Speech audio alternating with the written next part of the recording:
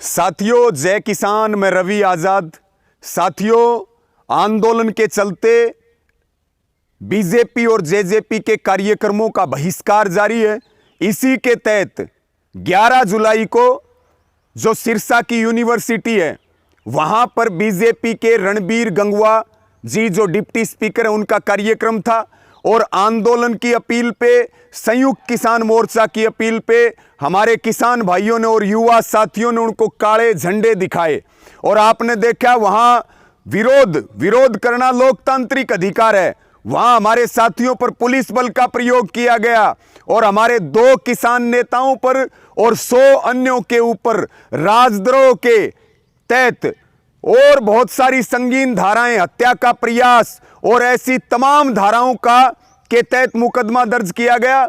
हमारे साथी हैं भाई प्रहलाद सिंह भारूखेड़ा जी, एक हमारे बुजुर्ग किसान नेता हैं हरचरण सिंह जी और 100 अन्यों के ऊपर संगीन धाराओं में मुकदमा दर्ज हुआ। और जैसे अंग्रेज क्रांतिकारियों के खिलाफ करते थे, आज उसी प्रकार से बीजेपी की सरकार जिस देशद्रोह और राजद्रोह 124A के ऊपर कल सुप्रीम कोर्ट ने भी सरकार से जवाब मांगा है।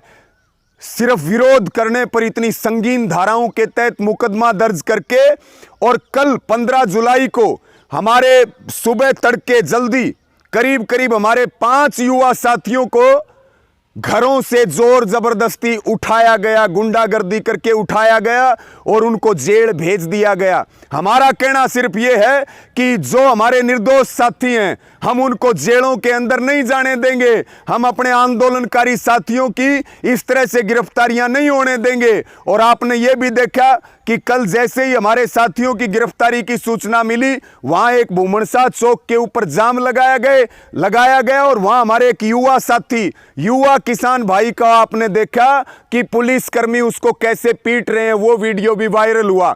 इसलिए सर्वसम्मति से ये फैसला हुआ है संयुक्त किसान मोर्चा के नेतृत्व में और हमारे सिरसा के सभी संगठनों ने सामूहिक रूप से ये फैसला लिया है कि इन फर्जी मुकदमों के विरोध में, इन देशद्रोह के मुकदमों के विरोध में जो हमारे निर्दोष साथियों को जेलों में बंद किया उनके खिलाफ और दूसरे साथियों को भी दबिश दी जा रही है गिरफ्तारी के लिए। मुझे कहते हुए बहुत बड़ा अफसोस है कि एक तरफ सरकार भड़का रही है आंदोलनकारियों को, तो दूसरी तरफ सिरसा की जो पुलिस है वो भी भड़काऊ बातें करके उकसाने का काम कर रही। मेरी सभी साथियों से ये अपील है कि ये फैसला हुआ है कि कल हरियाणा भर से ज्यादा हमारे किसान भाई, हमारे युवा साथी, हमारे बुजुर्गों से, माताओं बहनों से सबसे अपील है कि कल सुबह 10 बजे पहले पक्के मोर्चे के ऊपर इकट्ठे होंगे, वहां पंचायत होगी और उसके बाद जो वहां के एसपी का ऑफिस है उसके घेराव का कार्यक्रम रखा है। मेरी सबको अपील है शांति बना करके रखें। सरकार और प्रशासन के जो भड़काऊ बातें उनके बहकावे में ना आए और जबरदस्त जत्थों के साथ, संख्या के साथ मैं भी आ रहा हूं, हमारे तमाम नेता भी वहां पहुंचेंगे और सब मिलकर के जो हमारे निर्दोष भाई हैं, जो आंदोलनकारी भाई हैं, उनके कंधों को मजबूत करने का काम करेंगे। और ये सीधी स्पष्ट बात है, अपने निर्दोष भाइयों को जेलों में नहीं रहने देंगे। जो दूसरे साथियों के ऊपर दबिश दी जा रही है, इस तरह से पुलिस को भी ये चेतावनी है, हरियाणा की सरकार को भी ये चेतावनी है कि वो गुंडागर्दी ना करे, वो बदतमीजी ना करे, वो निर्दोष लोगों को जेल में डालने का काम ना करे। कल सुबह महापंचायत होगी पक्के मोर्चे पर।